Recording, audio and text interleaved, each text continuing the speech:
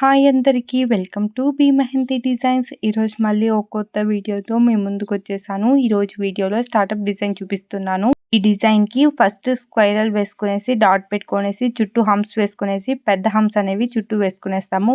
చుట్టూ పెటల్స్ అనేవి వేసుకునేస్తాము. ఇది సన్ఫ్లవర్ షేప్లో.